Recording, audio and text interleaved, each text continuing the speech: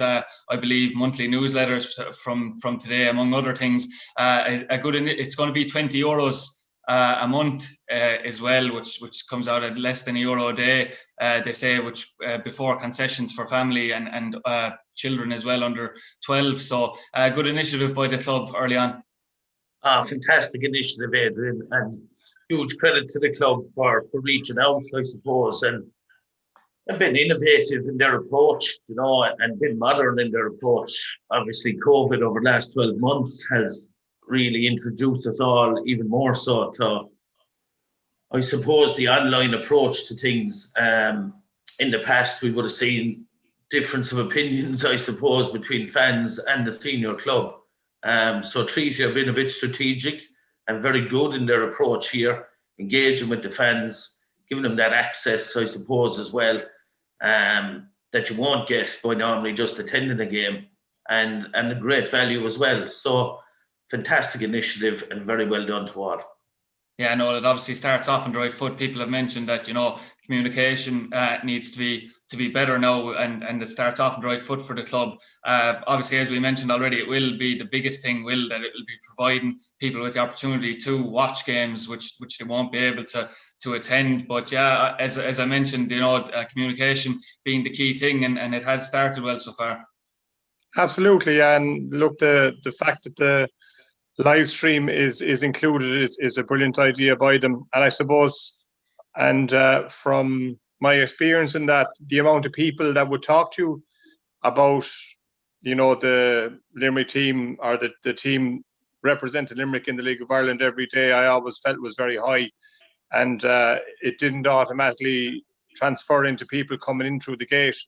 And I think what Treaty have attempted to do, and I hope it works, is to tap into that group of people who may well have an interest and may not think about going to a match on a Friday or Saturday night. But, obviously there's going to be some financial benefits for the club as well. And it's like a little step in between, because if people do start to watch and they might like what they see, well then, when fans are allowed back, it might bring a kind of a new cohort of fans in who haven't been there before. Yeah, it's obviously great as well, lads, for the access for all age groups, because nowadays there's no ageism in terms of social media. Everyone has access to the stream now, as you said, Noel, as well. Maybe older people that wouldn't like to stand in the wind and rain watching games will always have access to it now in the first few months of the season at least. There will be AI cameras. I'm not sure if it's been actually installed yet in the Marks Field. I know that the artificial intelligence cameras have been installed in Eamon DC Park for sure, to provide that. I know there has been problems mentioned in the past. I know that there was a funny story about the artificial intelligence cameras where they actually mistook a linesman's bald head for the ball in Scotland one time and followed him around for about 20 or 25 minutes. But obviously you'd be hoping that would be a very small mistake, because to be honest, there has been a lot of good feedback, Jason, on the quality of those cameras as well, to be fair. Yeah, personally, even Adrian, I'll be hoping that was a one-off. I wouldn't fancy the camera following me around for 20 minutes. But yeah, look, it's all steps forward. It really is. And for long enough, we've complained about the league in itself and the clubs not been promoted enough. And this is a step in the right direction on that front. Gives access to, as you rightly said, people who, when we're allowed to go back to the game, mightn't venture out in the cold and the wet, and also the younger generation. And look, on a bigger scale, you're hoping that family members will sit down together at home and watch the game online. So it's a very, very positive step. It should increase the fan base for all League of Ireland clubs and hopefully generate some revenue as well. Yeah, absolutely. And as we build up to the start of the season on March 26th, we've decided to maybe do a rundown on opposition teams that Treaty will be coming up against, should I say, in the new season. Tonight we're going to start with 4 sides, but I suppose there's no better place to start than, especially with the Limerick connection, than with Galway United. There was a strong Limerick connection there last year, and there still is this year. Noel, you've got Shane Duggan and Killian Brewder, who were 2 big players for Limerick in the past. John Caulfield went in there midway through last season, if not a bit further on than halfway through. Got a great reaction from the squad that was there. they made the playoffs. I know it was all a bit by default, a tiny bit, but the fact that they went on such a run to even give themselves the chance to get to the playoffs was superb. They're going into this season now with serious momentum. Yeah, they are absolutely. And a couple of more players have come in. I see they've signed Conor Kearns, the keeper, I think is with St. Pat's before. Obviously, the keeper last year, Slingerman, he didn't have a great time in the playoffs.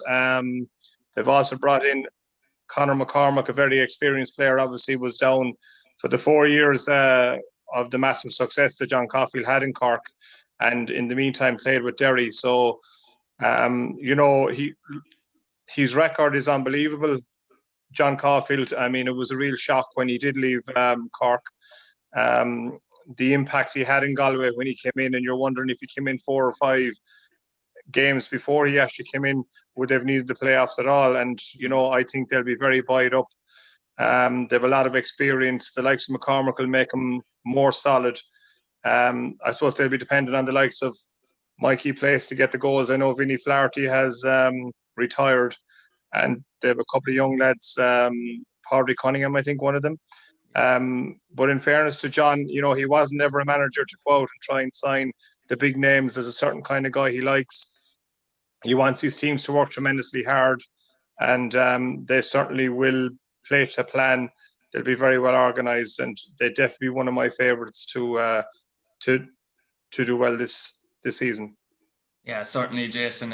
And Galway have went to full-time football as well this season. I imagine that was in the pipeline even when John took the job. But as we know from Limerick in the past now, Galway haven't spent as much as the last Limerick team in the first division did. But it's full-time football will obviously be a massive advantage against maybe a couple of amateur teams, a couple of semi-pro part-time sides in the division. The fitness levels, the likes, will obviously improve massively. And they've had a strong pre-season so far in that they've drawn with a fairly strong Sligo Rovers side, but beat Longford Town the other night. And they will certainly be a well-drilled side and very hard to beat.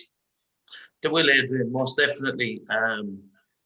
Noel mentioned there Conor McCormack and Shane Duggan, and they also signed Stephen Walsh back there recently, a very experienced centre-back, over 200 games played under his belt.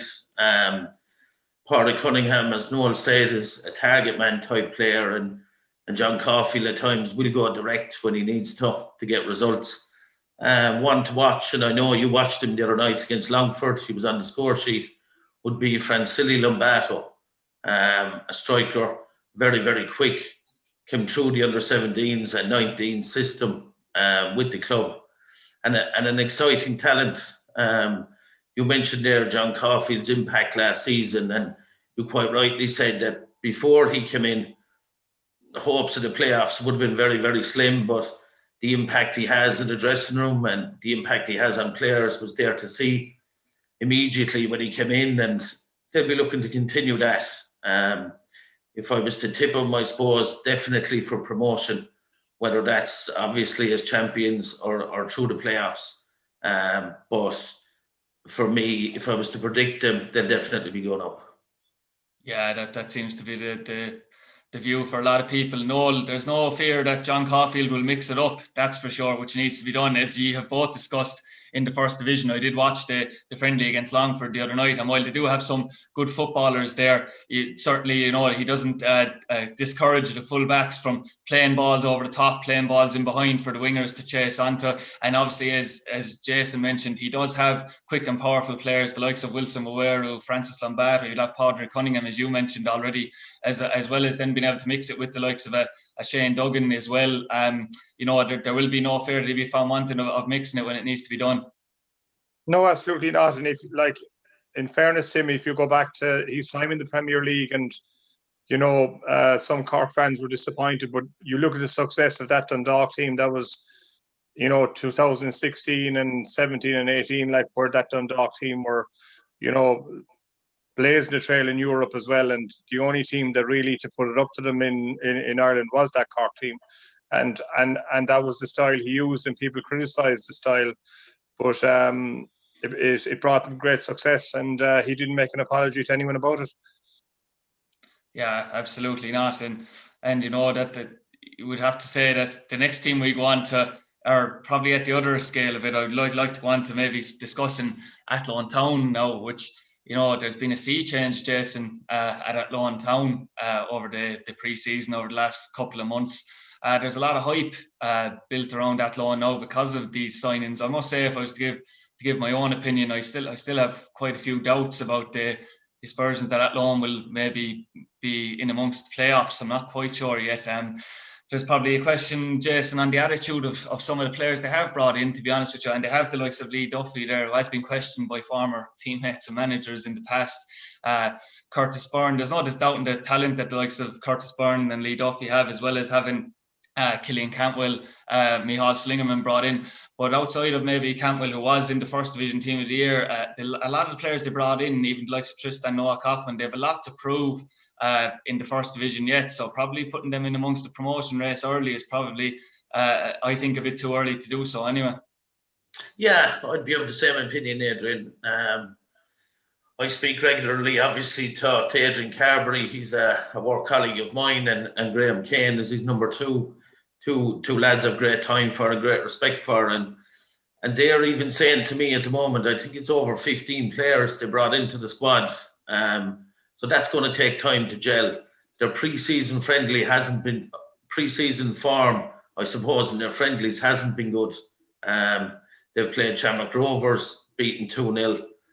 Lost to Sligo on 2 occasions, although 3-2 last night was a little bit more respectable than the first game where they lost 3-0.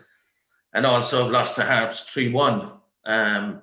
You mentioned the experienced players that they've brought in, and I suppose it's up to the management team to get the best out of them, you know, and how much do they want it, I suppose, coming to Athlone. And if the early season league results aren't good, then that might dictate how these players react. One to watch, I suppose, for me is a young lad, Jamie Hollywood. As the name suggests, probably one to watch. Signed from Crumlin, attacking midfielder.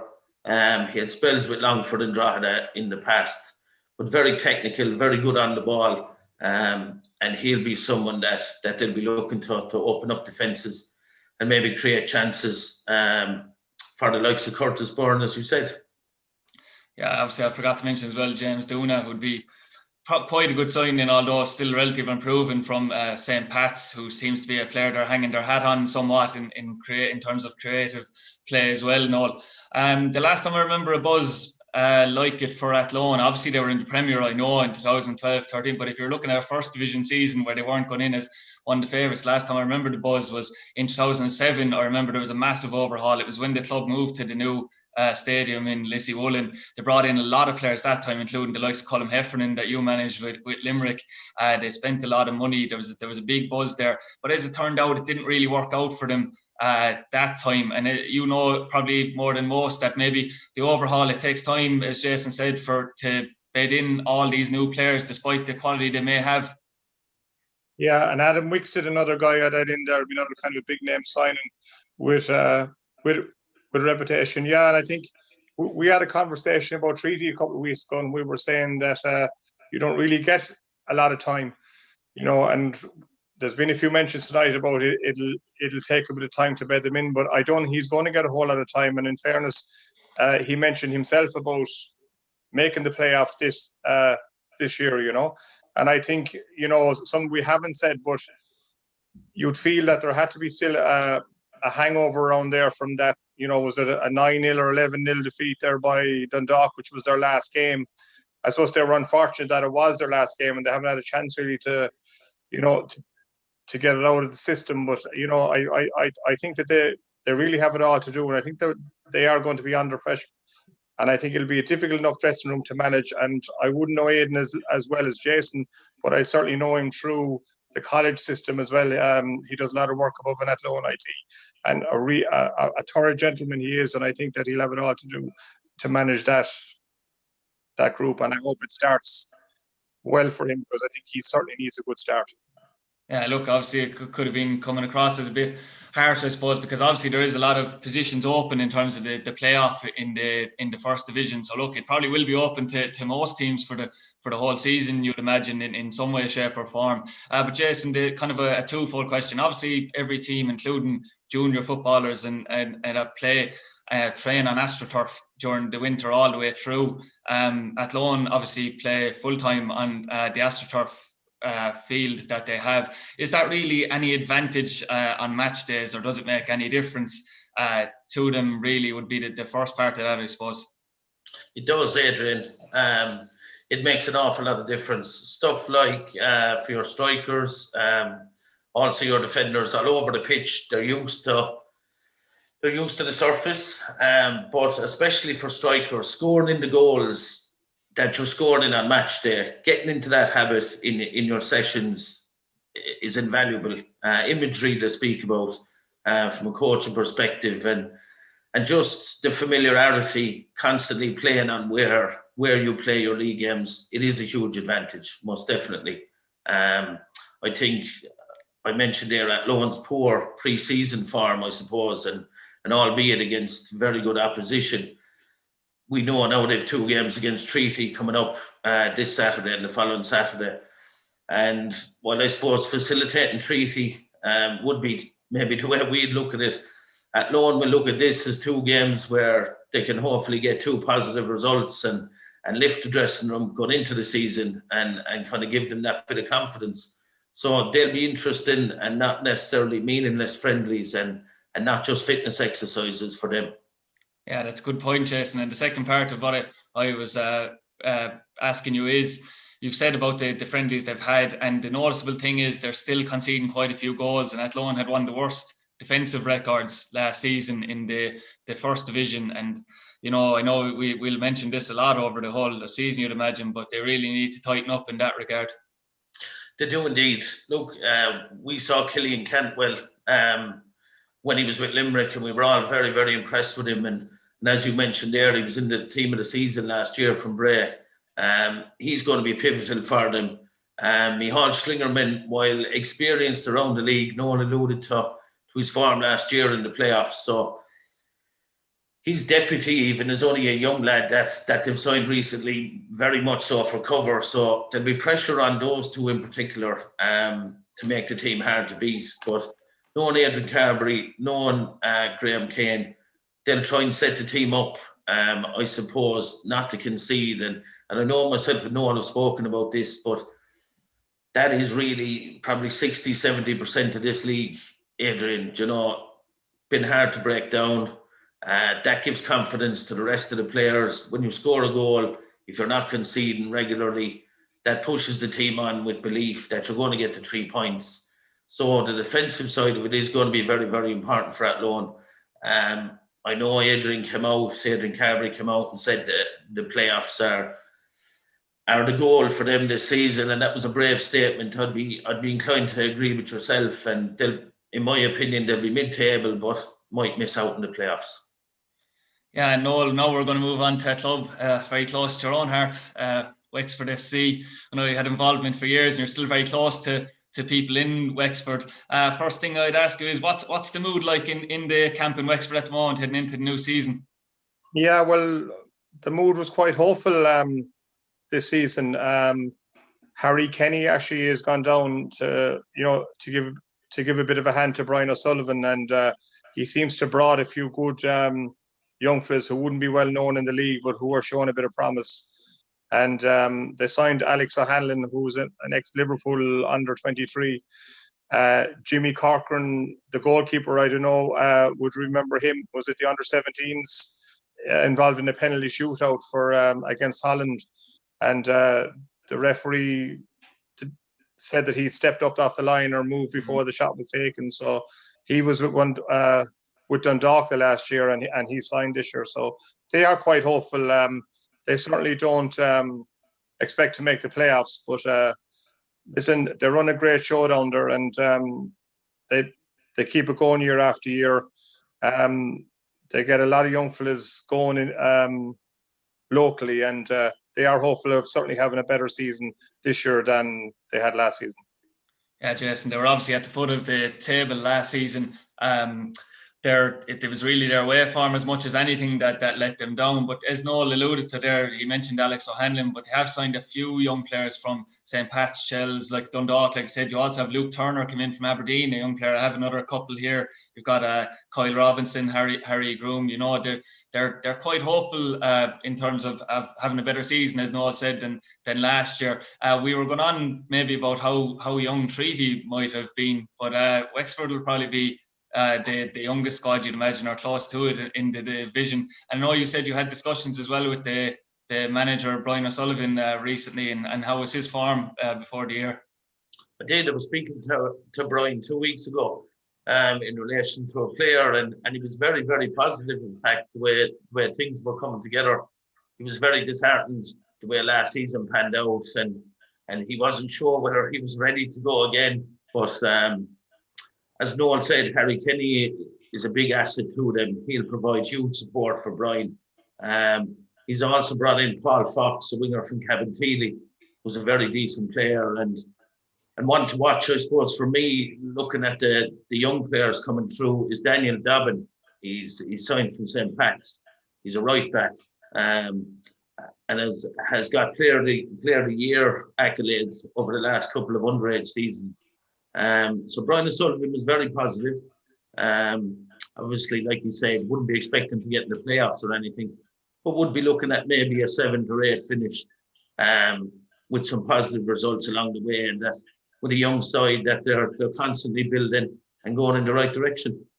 Yeah, it'll be interesting to see how those young players react. On the other scale of it, Noel, you have Jack Doherty, who played with Limerick FC before on return from England, excuse me. He'll be an experienced player. He's left Wexford a couple of times, always seems to play his best football though in Wexford, always comes back and plays quite well and has an impact on the team. So you have that, he'll be an important player. And also Noel as well, their home form, I know I said there they won, I know they had one win, they had a few draws there too. It's going to be a situation where they'll have to try and make maybe it's very hard to beat them at home anyway this season.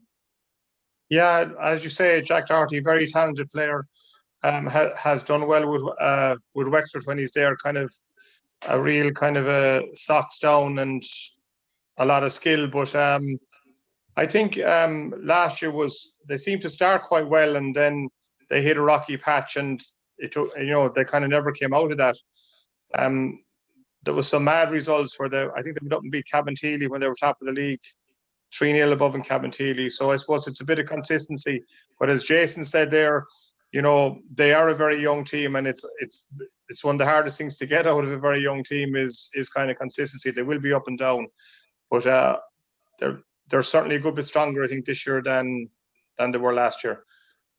Yeah, we'll move on now to Cove Ramblers, who will be in Treaty will be playing directly after Wexford. They're the first 2 home games that Treaty have at the Markets Field. Now, whatever about there being an ex-Limerick connection with any other club, there's a host of ex-Limerick players in this Cove team. You've Ian Turner, Dave O'Leary, Darren Murphy, Lee Devitt of the 4. You also have Martin Coughlin, who had a connection with the underage with Limerick.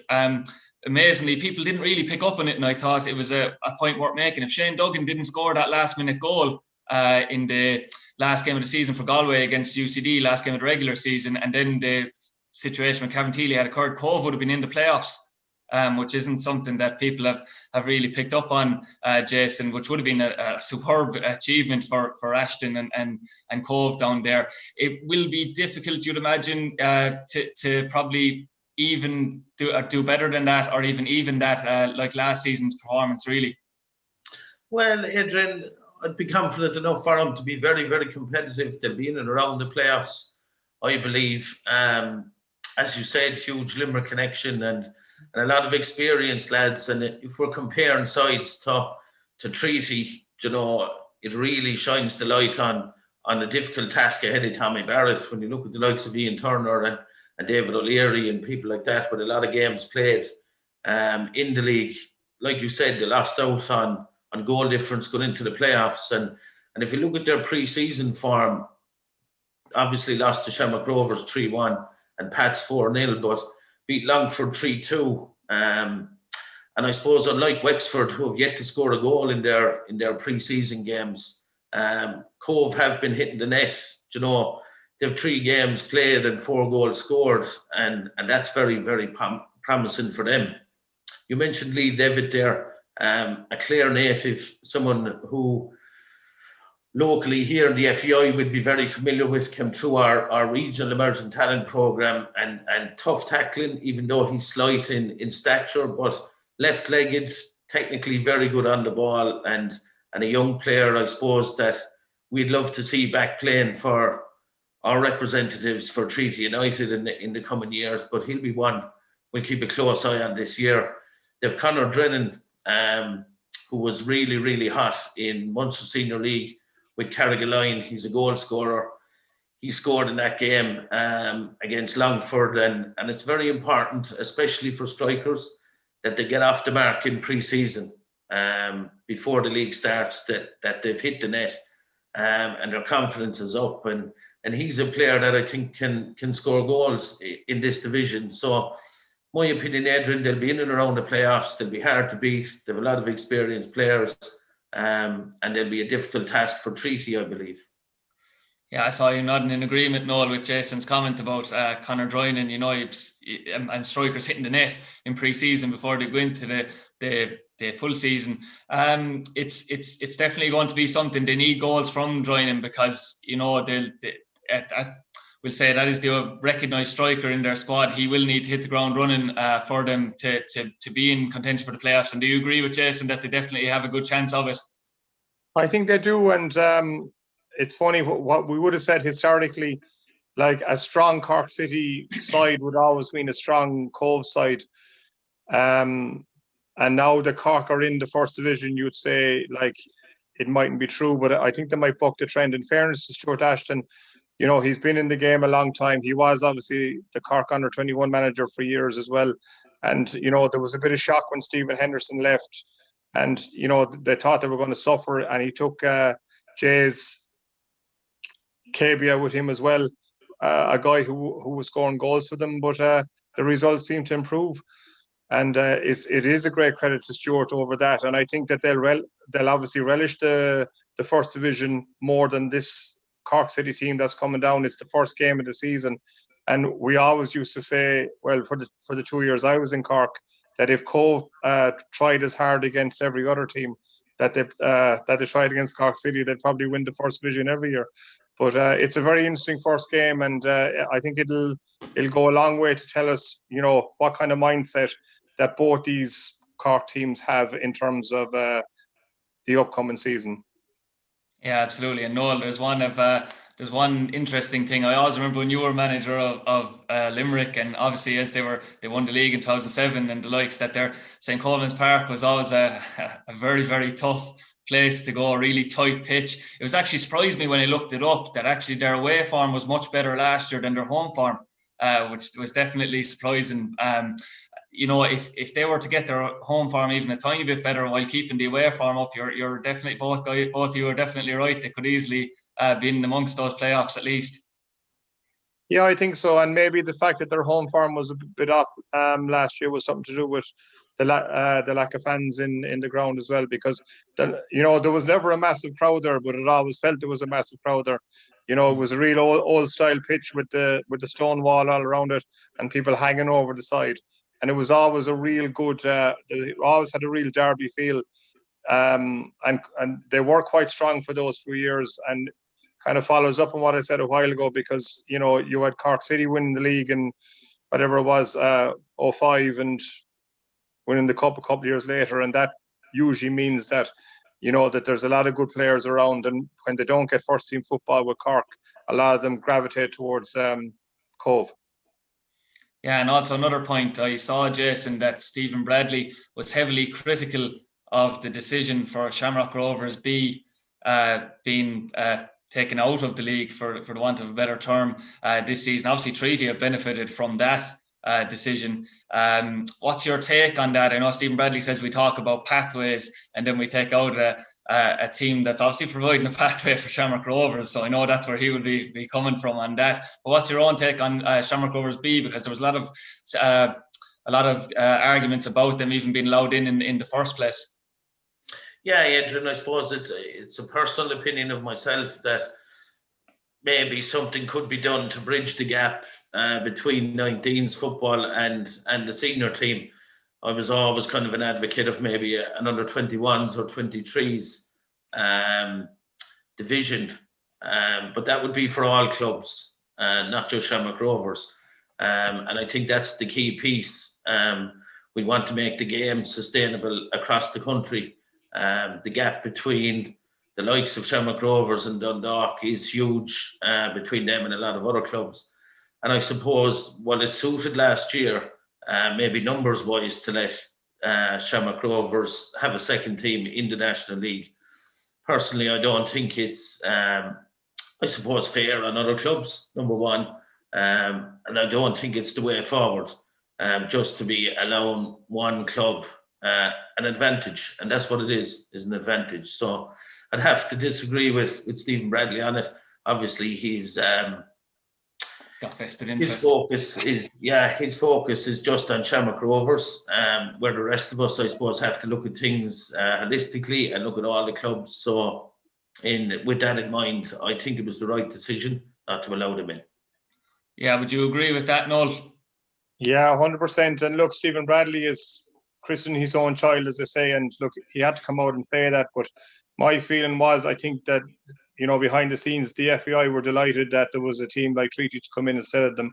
And, it was a dangerous precedent, I thought, to set having a B team in the first division, because, if they leave them in for a few years, well then, what's to stop Bohemians wanting to do it, or as, a strong Dundalk, if St. Pat's got going, and look, I think it would really, it would for me, it would ruin the first division. And look, if they want to set up a B division for B teams, that's fair enough. But in my opinion, they've certainly no place in the League of Ireland first division.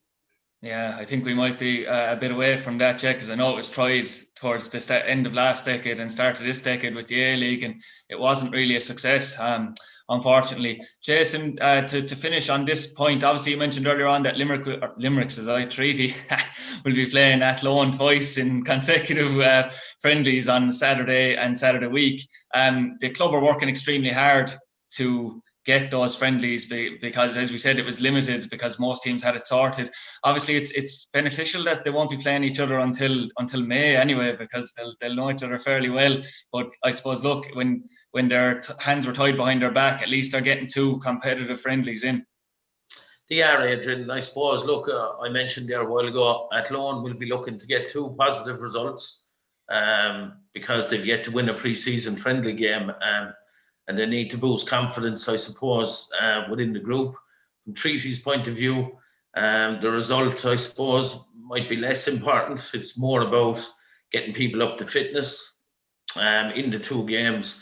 I know that including them games, they're together 4 times a week, and that's huge credit to the club and huge credit to Tommy and his backroom team. And I suppose it's getting all the squad playing at all the one time, and they'll be the last 2 games. So whatever formations and whatever kind of lineups we see in them 2 games will give us a good idea, Adrian, on how Tommy is going to start the season at least. We know that his options up top at the moment are very limited with injuries and fitness, and probably Dean George is probably the only option to play 90 minutes at the moment. We know Kieran Mahoney is injured, Adam Foley's coming back from an injury. And I was speaking to Kieran Hanlon during the week, and I know he's working very, very hard to get himself in shape. But the clock is against him as regards to kickoff over just a little over 2 weeks or less than 3 weeks before the kickoff. So the clock is against Kieran. But I suppose, look, having Dean George is a huge asset to Tommy, because played in the league last year, had a full pre-season completed with Athlone before he got released. So is a player that can hit the ground running. But the 2 games against Athlone, an option for Tommy, try get minutes into people, try nail down a bit of a shape that I'm sure he's working on in training, and not come away with heavy defeats, because that won't do confidence any good this close to the kickoff. Yeah, absolutely. And thanks very much this evening, lads, for your contributions, and Noel and Jason for your contributions. Obviously, next week we'll be hoping to move on to discussing the likes of Cork and Shelburne, among other treaty news. So thanks for joining us this week.